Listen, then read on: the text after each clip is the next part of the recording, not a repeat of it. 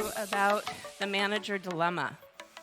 And at People Firm, I call my people our tribe, and my tribe would tell you I've been talking about this concept for some time because as I'm out there working with organizations around the globe, I keep seeing this same problem. And I spoke to it as well in my book on performance management because it literally is one of the reasons that's getting in our way of transforming organizations and transforming how we manage and reward and recognize people through whatever we're going to call performance management in the future. So first, let me start by talking about lobster.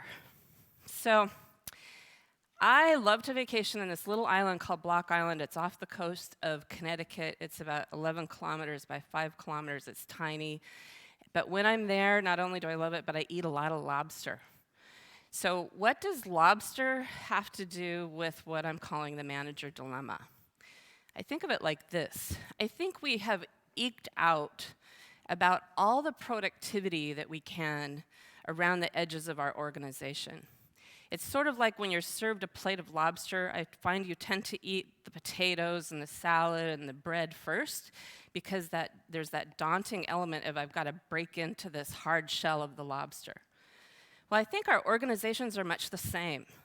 We've sort of eaten all around the bits. We've trimmed all the edges. We've shored up all the things we've done. We've squeezed every little amount of productivity that we can.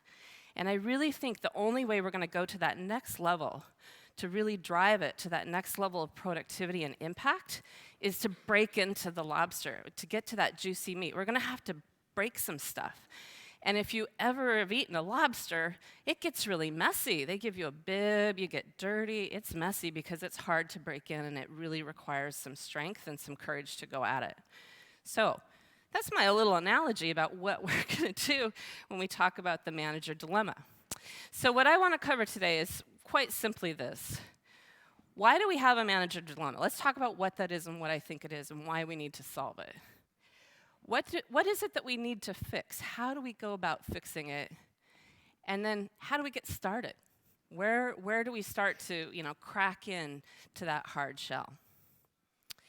So at People Firm, we have this fundamental belief. This one image really defines everything that we do.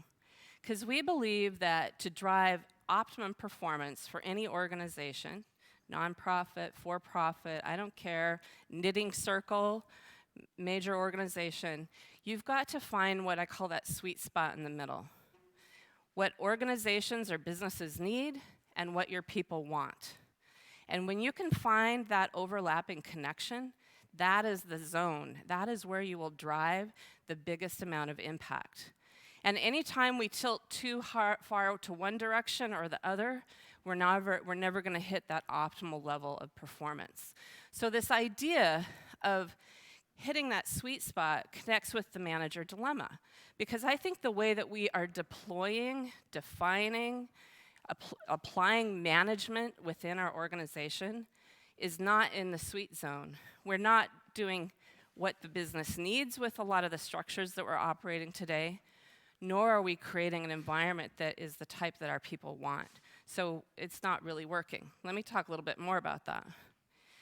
So, the manager dilemma.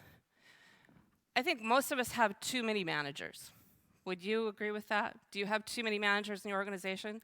Just about every place I go, when I say, well, how many managers do you have, the HR kind of cringes, and then they tell me how many managers they have. This has happened because we've used it as a form of recognition, because we've tried to plug holes with managers. There's a lot of reasons that we've created that. So we've elevated these people to this role of manager, and we've really not prepared them for success because we have too many of them to even prepare. So we elevate them to these roles, we say, hey, good luck, go on, and they're not prepared, and we've got too many of them to even try to manage it or get it back under control. Secondly, we take some of our best people, those who are great in a particular discipline or a technology or something, and we think, oh, well, we should promote them to management. So we often sub-optimize our talent. We take people who are really good at something and move them away from it because we need to move them into these management positions because that's the only way we have to recognize them. So we move them over, we elevate them into these management positions, and then what do we have? We have people who are in these spots that really don't even want to manage. They don't even like managing, but they took it because it was the title, it was a promotion, it was a form of recognition, it was what they needed to do to get ahead within the organization. And then lastly, with this management model, we've created this hierarchy, which I've already, in every presentation I've heard today, has talked about that's not our future. We just heard about we need an organism type of model. We need fluid, we need agility, we need resilience. We don't need hierarchy and structure. But that's what we have today. And then in addition to that, we just have layered, because of that structure, too much on this role of manager. I know because I spend a lot of time out there working with managers and just tell them you're going to give them one more task to do and listen to the groans and the moans and the eye rolling. I mean, you guys know that, right? You see it. I mean, they're exhausted because we've just put too much on this role of manager. So what we've done is, with this, we don't really have what the business needs. We aren't really succeeding with what people want. So rather than optimizing for the win-win, we've created the lose-lose. The business doesn't have what it needs. People aren't getting what they want. We really aren't optimizing for performance. So, we've talked about why. Why do we need to fix it? Because we're compromising the win-win. We instead of win-win, we're in lose-lose zone. So now let's talk about what we need to do to get at it. Okay, first off, anytime we talk about what we need to do at People Firm, we use what we call our 5 rings of high performance, and they're similar to some of the content you've seen today. First and foremost, we need to think about strategy. We need to ensure that we are defining the role of managers in context of our strategy. Where is it we want to go, and what would the role of manager play in order to get us there? We need to make sure that those two ideas are significantly linked. Sandy earlier talked about purpose. That's a piece of it. If given our purpose, how do we define the role of manager within that purpose? Secondly, culture. We need to think about what the new norms for operating will be. If we want to redefine the role of manager, if we want to change the way we're operating, then what is that? What are the new roles? What's the new environment like? How are we going to change our old habits and build new ones and create a culture that allows for a different experience for our people and for those people who are in those manager roles? Structure. This is a big one. We have to fundamentally change the structure. That means moving away from this hierarchy, moving towards flatter, more agile organizations, and really thinking about how we define role clarity within that, not just for the managers, but for everyone in the organization. This is a huge deal. So many times I go into organizations, people just aren't even clear on their role, particularly if you're in a company that reorgs a lot, which some do almost like as a fall activity or, just sort of a thing we do. We reorged. So then people are really unclear about not only their role, but the people that they're working with and what the expectations of the people around them are. Fourth, we need to redefine this whole idea of people and what the career models are. So if we don't want to have to promote some of our top talent into manager positions, how do we create career models that allow them to be elevated into the places that you want? And I think what I see most organizations doing now is starting to create 2 ideas here. You can go tall and deep and truly become a guru in your space and be recognized and rewarded for that. Or we create more experiences. If we have a flatter organization, how do we create experiences where people can move and create breadth of knowledge and insight and impact? So those are the things we have to rethink what those career models are going to look like. And within that, I think we have to redefine leadership, because leadership now is no longer going to be in a few pockets. It's going to be spread throughout the organization, through all your people. And what would that look like, and how would you define it? And then lastly, the work ring. If we're going to do this, we need to create processes and tools that bring this all together, that help connect it so we can create simplicity and ease for people to work in this new environment. So that's what I think we need to do. So recapping, we need to talk about the manager dilemma and start to address it to move towards the win-win. And if what we need to fix, we can't just tweak around the edges again. Remember the lobster? We can't eat around the plate. We're going to have to break in and start changing the fundamental system in which we're operating in. We have to look at the whole, not just the parts. The last piece I wanted to talk about then is how do we get started? 3 ideas. Number 1, I think we have to rethink this. We have to rethink what we mean by manager. How do we define it? Secondly, we need to redesign, we need to change the model. What's our model going to look like in the future? We already talked a little bit about that with the structure, the career frameworks, all those types of things. And then third, and this is a big role that we all play, is we have to resource it in a way that makes it easy to be successful. If we redefine that role of manager, how do we help those individuals who take on that role be successful? So let's break these down a little bit further. So when I'm thinking about rethinking, changing the way we define manager, here's a few ideas that come to me. I think it's no longer about being a controller. It's far more about being an enabler. How do managers help enable the organization to work? How do they help enable your people to get the work done that they need to do? We need to pull them out of a player role and truly put them in a coach role. Almost every organization I've seen, they're asking managers to do both. Do the work and coach your people. We need to take down this expectation that they're the experts, because now we have those gurus. Remember, they may not be the experts, but what they are is they're the facilitators. They're the connectors that are really going to move away from this single point of failure to an idea of how do they help connect and integrate the organization?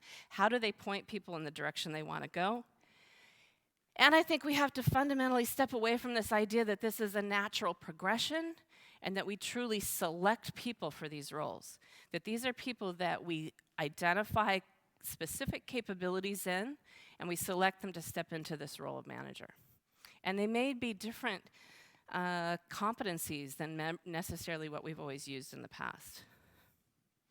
Number 2, redesign the model. So first and foremost, we have to get really clear on what are the outcomes that we're driving for. If you were here for Sue's presentation earlier, what's that purpose? Where are we going? And once we have the clarity of those outcomes, what are the design principles we would put in place in which we would design this organization? Strategically design it before we get into boxes and names and all those types of things, but really thinking about what this organism should be and how it will work. We need to get ready to get rid of a bunch of the layering and really take some bold moves to try to smooth that out. And that means focusing on the work, turning our attention to how does information flow? Where are the decision rights? How is this going to work in our new model? Not through hierarchy and authority. And then lastly, we need to create powerful networks that bring it together. So how do you start to help your people and your managers connect to those around them and find the power of that network? And that network could be something as simple as a peer learning group or something very complex as a global design team. But what is that network and how do we help bring them together and connect the tissues there? Finally, on resourcing, we have to start with context, and I feel like this has been said in every presentation I've been in today because it's powerfully true. If you look at high-performing organizations, the number one driver will be alignment to strategy. If your people understand where they're going and how they're going to get there, that's huge, huge in driving your performance. So we need context. If you're going to take this manager role and redefine it, ask them to put their energy in being the coach and the connector and all those things, then they have to have ability to understand the context of which they're doing that. And that will empower them to be much more successful in the role.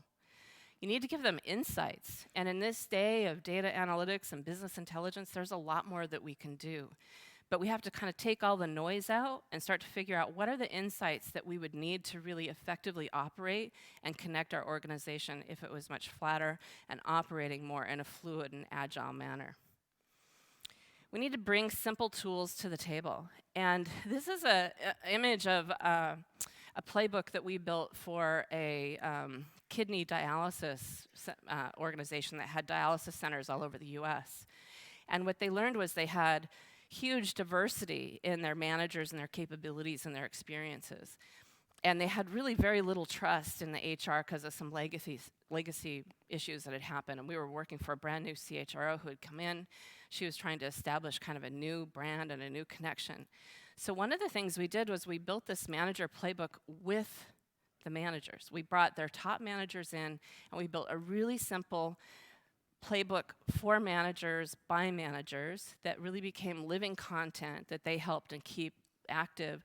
So if they were out in their center and they suddenly had to do, something related to talent, they needed to execute a leave or they needed to do anything, it was in here, it was easy to use, and it was written in language that they understood.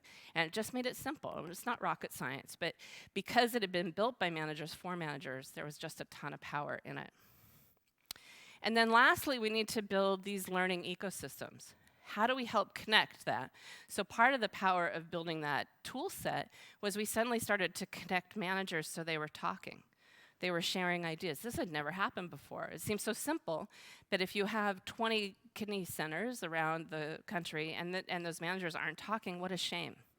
So we just started to get them talking and sharing information and starting to help them see where are the places that they can go to build kind of their own learning ecosystem. And I think this is an idea that we really need to think about, the cohorts we could build for these future managers and how we can help strengthen them through those ecosystems. One area I'll just comment on as you're going to start doing this, is you start thinking about building resources. I would say really start to think about how you do that through the lens, again, of the manager. What is the experience that you want that future manager you've defined to be?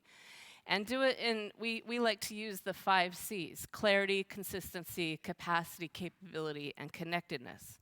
So in other words, again, do the managers have clarity of where they're going and how they're going to get there and what good looks like, what those outcomes look like? Do they have consistency in the operating systems and the norms that they're working within? So as you're working across teams, is it consistent? Is that experience the same? And do they have the capacity and capability, both capacity and capability, to succeed?